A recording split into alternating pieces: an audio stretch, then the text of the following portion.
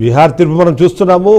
అక్కడక్కడ ఏవైతే పరిస్థితులు ఉన్నాయో దాని ప్రభావంతో మనకి లీడ్లకు సంబంధించి నెంబర్లు అటు ఇటుగా మారుతున్నాయి. 195 సీట్ల వరకు ఎగబాకిన ఎన్డీఏ ఇప్పుడు 188 స్థానాల్లో ఇప్పటికీ ఆధిక్యాన్ని కనపరుస్తుంది. అదే సందర్భంలో 45 స్థానాలకు దిగజారిన మహాగఠబంధన్ మరొకసారి 51 సీట్ల వరకు కూడా ముందుకు వెళ్లే పరిస్థితి కనిపిస్తుంది. అక్కడ వాళ్ళు ప్రభావాన్ని చూపిస్తున్నారు. ఓవరాల్గా చూస్తే మాత్రం 190 సీట్లు దగ్గరగా ఇప్పటికే ఎన్డీఏ పార్టీ ఎన్డీఏ కూటమి ఏదైతే ఉందో అది అక్కడ చూస్తున్న నేపథ్యంలో ఒక్కొక్కటిగా రిజల్ట్స్ కూడా స్టార్ట్ అవుతున్నాయి. ఓవరాల్గా చూస్తే మాత్రం ఇప్పటివరకు ఉన్న దాని ప్రకారము తేజస్వి యాదవ్ ఆర్జేడీ నుంచి, సమ్రాట్ చౌదరి బీజేపీ నుంచి, అలాగే అనంత్ కుమార్ సింగ్ జేడీయూ నుంచి, అలాగే విజయ్ కుమార్ బీజేపీ నుంచి, మైథాలి ఠాకూర్ అలీనగర్ నుంచి, అలాగే కేసరీలాల్ యాదవ్ ఆర్జేడీ నుంచి, రితల్ యాదవ్ ఆర్జేడీ నుంచి వీళ్ళందరూ కూడా ఇనిషియల్ నుంచి మొదటి నుంచి కూడా లీడింగ్లో ఉన్నట్టుగా మనకు అర్థమవుతుంది. ఓవరాల్ చూస్తే మాత్రం జడ్జిమెంట్ డేకి సంబంధించిన గ్రాఫ్ మీరు చూస్తున్నారు. ఎన్డీఏ కూటమికి వచ్చిన సీట్లు కానివ్వండి, అలాగే మిగిలినకు సంబంధించింది అంటే ఎన్డీఏ 188 స్థానాల్లో ఆధిక్యంలో ఉంటే మహాగఠబంధన్ 51 స్థానాల్లోనూ ఎందరో ఊహించినట్టుగా చాలా గొప్పగా భావించినట్టుగా కింగ్ మేకర్గా మారుతాననుకున్న జనస్వరాజ్ పార్టీ ప్రశాంత్ కిషోర్ మాత్రం పెద్ద సున్నా దగ్గర ఆగిపోయారు. ఇక ఇతరులు 4 ఇప్పటికే ఆధిక్యంలో ఉన్న పరిస్థితి మనకు కనిపిస్తుంది. జడ్జిమెంట్ డే అన్నది ఇవాళ స్టార్ట్ అయిపోయింది. జడ్జిమెంట్కి సంబంధించిన ఫైనల్ రిజల్ట్స్ ఒక్కొక్కటిగా బయటకు వస్తుంటే ఎన్డీఏ కూటమి తన ప్రభావాన్ని కొనసాగిస్తూ 188 స్థానాల్లో తన ఆధిక్యంలో కనిపిస్తుంటే మహాగఠబంధన్ మాత్రం 51 స్థానాలకు మాత్రమే పరిమితమైన పరిస్థితి మనకు కనిపిస్తుంది. ఎలా చూసినా సరే ఇద్దరు మిత్రులకు డబుల్ ఇంజన్ సర్కారుకు ఈసారి ప్రజలు అవకాశం కల్పించారన్నదైతే మనకు అర్థమవుతుంది. దానికి తోడు మహాగఠబంధన్ ప్రజలను ఆకర్షించడంలోనూ ఓట్ చోరీ అంశాన్ని తెరపైకి తీసుకొచ్చిన తర్వాత కూడా ప్రజలు దాన్ని పెద్దగా పట్టించుకోకపోవడం ఏదైతే ఉందో అది ఖచ్చితంగా ఇవాళ ఒక పాయింట్గా అయితే మనం మారుతుంది. అందులో భాగంగానే ఇప్పుడు మనం చూస్తే 188 స్థానాల్లో ఎన్డీఏ కూటమి ఆధిక్యంలో ఉండి అధికారానికి ఇప్పటికే దగ్గర అయిపోయింది. 122 సీట్స్తో మ్యాజిక్ ఫిగర్ దాటి మరొక 66 సీట్లను ఎక్స్ట్రా గెలుచుకునే పరిస్థితి కూడా మనకు కనిపిస్తుంది.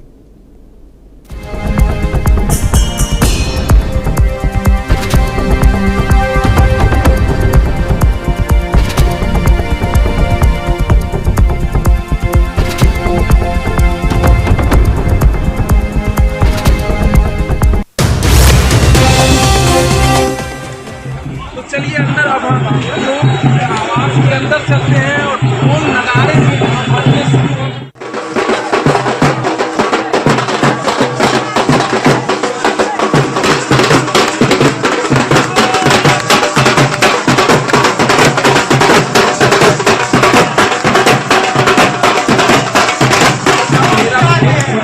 तो चलिए अंदर अब हम लोग आवाज के अंदर चलते हैं और ढोल नगाड़े से बजने शुरू हो।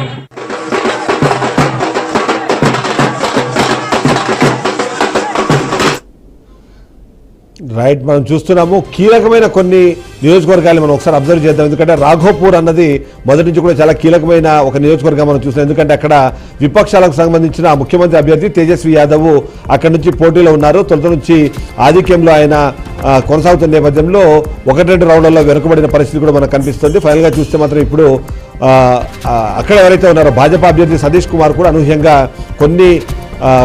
కొన్ని రౌండ్లలో ఆయన ఆధిక్యాన్ని కనబరుస్తున్న నేపథ్యంలో ఇద్దరి మధ్య తీవ్ర పోటీతో ముందుకు వెళ్తున్న పరిస్థితి మనకు కనిపిస్తుంది. ఇక మహువాను మనం గమనిస్తే తేజస్వి సోదరుడు జనశక్తి జనతాదళ నాయకుడు తేజ్ ప్రతాప్ యాదవ్ వెనుకంజలో ఉన్న పరిస్థితి మనకు కనిపిస్తుంది. అక్కడ ఆ ఎల్జేపీకి సంబంధించిన రామ్విలాస్ పాస్వాన్కి సంబంధించిన పార్టీ అభ్యర్థి సంజయ్ కుమార్ అక్కడ ఆధిక్యంలో ఉన్న పరిస్థితి మనకు కనిపిస్తుంది. ఆర్జేడీ కూడా అక్కడ 2వ స్థానంలో ఉన్న సిచ్యువేషన్ ఉంది. ఇక తారాపూర్లో భాజపా అభ్యర్థి డిప్యూటీ సీఎం సమ్రాట్ చౌదరి ఆధిక్యంలో ఉన్నారు. గతంలో ఈ నియోజకవర్గానికి తన తల్లి ప్రాతినిధ్యం వహించిన నేపథ్యంలో ఈసారి ఆర్జేడీ నుంచి ఆయన బరిలోకి దిగి అరుణ్ కుమార్ అనే ఆర్జేడీ నుంచి ఎవరైతే బరిలో ఉన్నారో అరుణ్ కుమార్ ఇప్పుడు వెనుకంజలో ఉన్నట్టుగా మనకు కనిపిస్తుంది. ఇక లఖీసరాయ్ సంబంధించి బీజేపీ అభ్యర్థి అలాగే డిప్యూటీ సీఎం విజయ్ కుమార్ సిన్హా కూడా పోటీలో వెనకబడినట్టుగా మనకు కనిపిస్తుంది. ఇక్కడ కాంగ్రెస్కు చెందిన అమరేష్ కుమారు, జనస్వరాజ్ పార్టీకి చెందిన సూరజ్ కుమారు ఇద్దరు కూడా లీడ్ గురించి పోటీ పడుతున్న పరిస్థితి మనకు కనిపిస్తుంది. ఇక అలీనగర్ సంబంధించి మనం చూస్తే భాజపా అభ్యర్థి మైథిలి ఠాకూర్ జానపద గాయని అలీనగర్ నుంచి ఆధిక్యంలో కొనసాగుతున్న పరిస్థితి కనిపిస్తుంది. అంతేకాకుండా చిన్న వయసులోనే ఆమె తొలిసారి ఎన్నికల బరిలోకి దిగి ఇవాళ ఇలాంటి ఒక రిజల్ట్కి ముందుకు వెళ్తున్న పరిస్థితి మనకు కనిపిస్తుంది. ఇక సుపౌల్లో కూడా భారతీయ జనతా పార్టీ అభ్యర్థి విజేంద్ర ప్రసాద్ యాదవ్ ఆధిక్యంలో కొనసాగుతున్నారు. ఇక కాంగ్రెస్ పార్టీకి చెందిన మినాతుల్లా రెహమాన్ ఇక్కడ వెనుకంజలో ఉన్నట్టుగా మనకు తెలుస్తోంది. ఇక కటిహార్లో చూస్తే భారతీయ జనతా పార్టీ నుంచి బరిలో ఉన్న తారకిషోర్ ప్రసాద్ కూడా ఇక్కడ ముందంజలో ఉన్నట్టుగా కనిపిస్తోంది.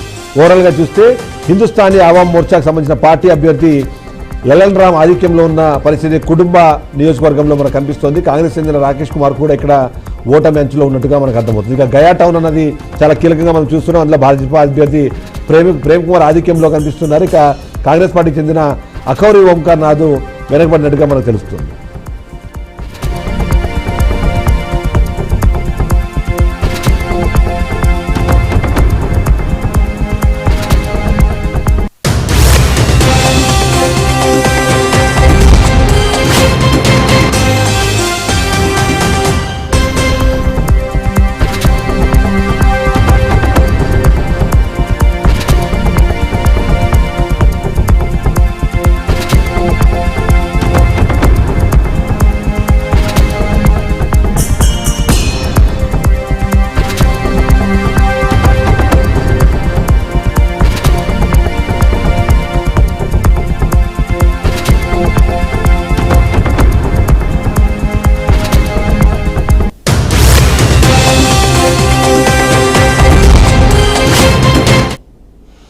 అల్జాపూర్ శ్రీనివాస్ గారు మనతో పాటు లైవ్లో జాయిన్ అయ్యారు. ఒకసారి అల్జాపూర్ శ్రీనివాస్ గారి దగ్గరికి వెళ్దాం. సార్, మనం చూస్తున్నాము బీజేపీ పార్టీ బీహార్లో ఎన్నడూ లేనంత భారీ మెజార్టీ దిశగా, భారీ విక్టరీ దిశగా వెళ్తున్న నేపథ్యం మనం చూస్తున్నాం. ఎలా చూడాలంటారు ఈ ఎన్నికల్ని? ముఖ్యంగా బీహార్కి సంబంధించి ఎప్పటికప్పుడు అక్కడ నితీష్ కుమార్కి అలాగే వీళ్ళిద్దరికి సంబంధించిన సాన్నిహిత్యం కానివ్వండి, పరిస్థితులు, గతంలో ఉన్న పరిస్థితులు అవన్నీ చూసుకొని ఈసారి గెలుపు ఈ స్థాయిలో ఉంటుందని ఎప్పుడైనా మీరు భావించారా? డెఫినెట్ గా చిదంబరం గారు, భారతీయ జనతా పార్టీ మోదీ గారి నాయకత్వంలో దేశవ్యాప్తంగా గుడ్ గవర్నెన్స్ అందిస్తా ఉన్నది. అలాగే నితీష్ కుమార్ గారు దో జనతాదళ్ యు అయినా గాని వారు గత 20 సంవత్సరాలుగా మచ్చలేని నాయకత్వాన్ని ఆ యొక్క బీహార్ రాష్ట్ర ప్రగతి కోసం అందించినారు. సో ఏ పార్టీకి కూడా ఆ రాష్ట్రంలో అవినీతి అక్రమాలకు ఆరోపణ చేసే అవకాశం ఇవ్వలేదు. పర్సనల్ లైఫ్ లో కూడా నితీష్ కుమార్ గారు ఏనాడు కూడా ఆ అవకాశం కామెంట్ చేసే అవకాశం ఇవ్వలేదు. కాబట్టి ఈ యొక్క రెండు పార్టీలు రాష్ట్ర ప్రగతి సాధ్యం చేసి చూపిస్తుందన్న ఒక విశ్వాసంతోనే ఇవాళ ఇంత ల్యాండ్ స్లైడ్ విక్టరీ అందిస్తున్నది. సో ఆ యొక్క రాష్ట్ర యొక్క ప్రగతి ఈ ప్రభుత్వంతోనే సాధ్యమైంది. గుండారా, బీమారు రాజ్, అక్రమాల అడ్డా, అవినీతికి అడ్డా ముఖ్యమంత్రిగా పనిచేసి లాలూ ప్రసాద్ యాదవ్ గారు కన్విక్ట్ అయినారు. అది ఇప్పటికి కూడా ఇంకా డిస్పోజ్ కాలేదు. అలాగే వారి యొక్క కొడుకు అనేక ఆరోపణలతో ఛార్జ్ షీట్ దాఖలు అవుతా ఉన్నది. అయినా కూడా ఈ యొక్క అవినీతి కుటుంబ పాలనలో ఈ యొక్క రాష్ట్రం ఏ రకంగా డెవలప్ అవుతుంది, యొక్క బీహార్ రాష్ట్రం, మేము ఎంతకాలం ఇంకా వీళ్ళను మేము పోషించాలి రాజకీయాలను ఒక ఆలోచన ప్రజలకు వచ్చి ఉంటుంది. భలే కొద్దిమంది లీడర్లు వాళ్ళు ఎప్పటి ఉండవచ్చు కాక, భలే లాస్ట్ ఎలక్షన్స్ లో వారికి సింగిల్ లార్జెస్ట్ పార్టీగా 75 సీట్లు ఇచ్చినారు జనతా ప్రభుత్వం. ఆ బీహార్ ప్రజలు నిజంగా కూడా ఆడు కూడా అన్ని ఓటు సీట్లు రావాల్సింది కాదు. ఇప్పుడు రియలైజ్ అయినారు అవినీతితోని ఏ కుటుంబం బాగుపడదు, దాని తర్వాత రాష్ట్రం బాగుపడదు అన్న విషయం ఆ ప్రజలకు అర్థమైతా ఉన్నది. ఇవాళ వన్ సైడ్ విక్టరీ అందిస్తా ఉన్నారు బీహార్ ప్రజలందరూ కూడా. అది అవసరం కూడా, నీడ్ ఆఫ్ ది ఆర్. కాబట్టి మాకెంత విశ్వాసం సంపూర్ణంగా మొదటి నుంచి ఉండిందంటే బీహార్ అసలు ఆల్టర్నేటివ్ వేరే లేదు. అక్కడ మేము ఇంత మంచి పని చేస్తుంటే మా నితీష్ గారి నాయకత్వంలో ఇంకా కొన్ని చిన్న పార్టీని కూడా కలుపుకొని మేము డెవలప్ చేస్తుంటే ప్రజలు మాకు ఎందుకు ఆశీర్వదించారు అన్న విశ్వాసం మాకు ఉండే. కాబట్టి అదే మా అంచనా మరి రుజువైంది. ఇవాళ 20 సంవత్సరాలు పాలించిన నితీష్ కుమార్ గారు ముఖ్యమంత్రిగా ఇవాళ మళ్ళీ 5వ టర్మ్ కు మరి కాలు పెట్టినారు. డెఫినెట్ గా ఈ యొక్క బీహార్ రాష్ట్రమే కాదు, యావత్ దేశం మొత్తంలో గుడ్ గవర్నెన్స్ కు ప్రజలు మద్దతు పలుకుతున్నారు. డబుల్ ఇంజన్ సర్కార్ అనేది నినాదంగా మారిపోయింది. కేంద్ర ప్రభుత్వంలో అధికారంలో ఉండడం అన్నది ఖచ్చితంగా అడ్వాంటేజ్గా మారే అవకాశం ఉంది. అంతేకాకుండా అభివృద్ధి జరగాలి అంటే కేంద్ర రాష్ట్ర ప్రభుత్వాలు ఒకే పార్టీ నుంచో లేదా ఒకే కూటమి నుంచి ఉంటే బాగుంటుందని ప్రజలు భావిస్తున్నట్టుగా దీన్ని అనుకోవచ్చు అంటారు. ఎందుకంటే ఈ స్థాయిలో ల్యాండ్ స్లైడింగ్ విక్టరీ అన్నది ఇప్పుడు పాసిబుల్ అవుతున్న నేపథ్యంలో ప్రజలు ఎలా ఆలోచించారంటారు? అదే ఇప్పుడు ప్రజలు చైతన్యమైతా ఉన్నారు. గతంలో యొక్క రాజకీయ పరిస్థితులు వేరు, పార్టీల యొక్క ఆ నాయకత్వం వేరు, డబ్బు, కులం, మతం, అప్పీజ్మెంట్ పాలిటిక్స్ అనేక రకాలుగా కుటిల యత్నాలు చేసి అధికారంలోకి వచ్చేటువంటి కల్చర్ మనం చూస్తూ వచ్చినాం. ఇది ఎంతో కాలం నడవదిగా గుడ్ గవర్నెన్స్ కావాలి, మా కుటుంబాల్లో ఆనందం వెళ్లి విరియాలి, మా కుటుంబాల్లో మా గ్రామాల్లో డెవలప్మెంట్ కనబడాలి. అది ఇమాందార్ సర్కార్ తోనే, ఇమాందార్ నాయకులతోనే అవుతుంది. దిశానిర్దేశం ప్రగతి ఒక లక్ష్యంగా పెట్టుకుని పనిచేసేటువంటి ఒక దిశానిర్దేశమే మా పురోభివృద్ధికి, మా ప్రగతికి మాకు అవసరం ఆ నాయకత్వం. కాబట్టి సక్సెస్ఫుల్ గా గత 12 సంవత్సరాలుగా ఈ యొక్క దేశాన్ని మోదీ గారు ప్రపంచ వ్యాప్తంగా ఒక భారత్ అంటేనే విశ్వ విజేత, విశ్వ నేత అనే ఒక పేరు గాంచి ఇవాళ ప్రపంచం మొత్తం మన దగ్గరకు వస్తున్నటువంటి విషయం ఈ దేశ ప్రజలకు అర్థమైంది.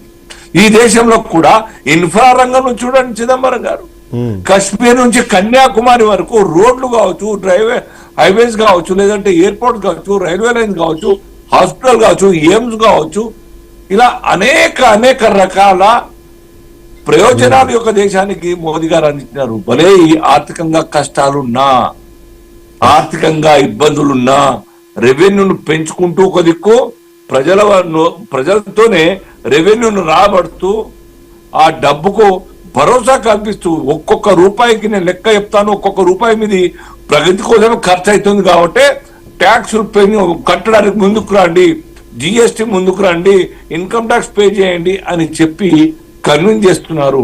గివప్ అనే ఒక మాటతోనే సుమారు 3 కోట్ల గ్యాస్ సబ్సిడైజ్ గ్యాస్ కనెక్షన్ వదిలేసినటువంటి ఒక నాయకత్వం ఎంత గొప్పదో ఈ దేశంలో మీరు గుర్తుపెట్టుకోవచ్చు.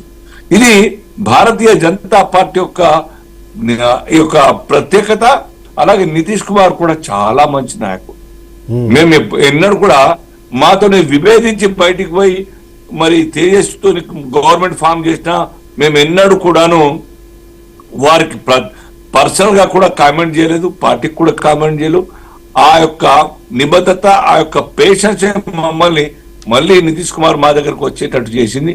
ఈ 2 పార్టీల యొక్క కలయిక దేశ బీహార్ మరి రాజకీయ మలుపు ప్రగతి కోసం మళ్ళొక్కసారి అవకాశం ఇచ్చిందనే ఈ యొక్క కళ్ళంలో కనబడుతుంది. మహాగఠబంధన్ ఈసారి చాలా ఎక్స్పెక్టేషన్ పెడుతుంది. మీరు అన్నట్టుగా గతంలో సింగిల్ లార్జెస్ట్ పార్టీగా వచ్చిన పార్టీ మరొకసారి అంటే గతంతో పోలిస్తే బాగా పార్లమెంట్లో మేము పర్ఫామ్ చేసామనుకున్న కాంగ్రెస్ పార్టీ కలిసి వచ్చినప్పుడు రిజల్ట్స్ ఇంకా మంచిగా వస్తాయనుకున్నారు కానీ బట్ ఇల్తలా దిగజారిపోవడం కారణాలు ఏమంటారు? కేవలము బీఆర్ఎస్ ఏదైతే బీజేపీ పార్టీకి పట్టం కట్టాలన్న ప్రజల ఆలోచన, లేకపోతే వీళ్ళకి సంబంధించిన గత పాలనను కూడా ఏమైనా దృష్టిలో పెట్టుకున్నారంటారు? ఎలా చూడాలంటారు?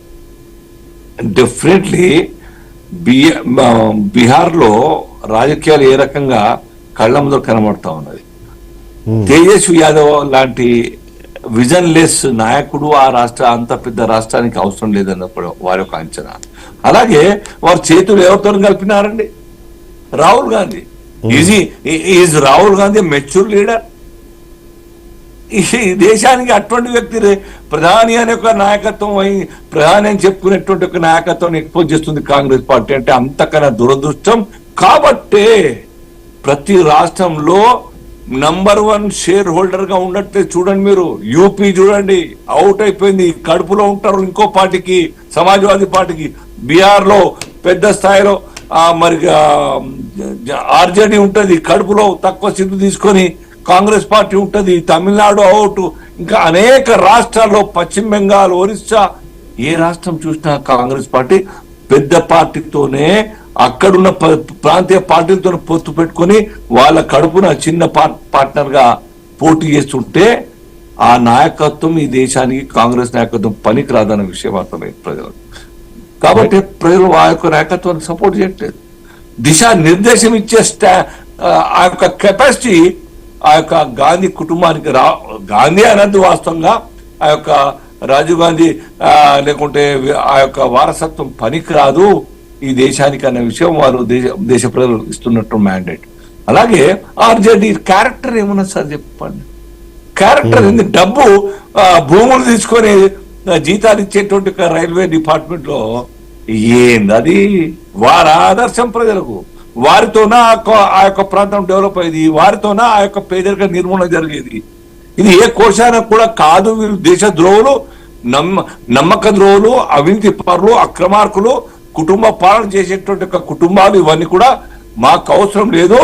నిజాయితీగా పనిచేసేటువంటి మా నాయకుడు కావాలి. అదే మోదీ గారు, అదే నితీష్ కుమార్ గారు అని చెప్పి బీహార్ లో మ్యాండేట్. కాబట్టి మీరు చెప్పినట్టుగా వారి పట్ల నెగటివ్, మా పట్ల పాజిటివ్. ఇదే దాని యొక్క రిజల్ట్ బీహార్ ఎలక్షన్స్. రైట్. ఒకసారి మనము జూబ్లీహిల్స్ ఉప ఎన్నికకి సంబంధించిన అప్డేట్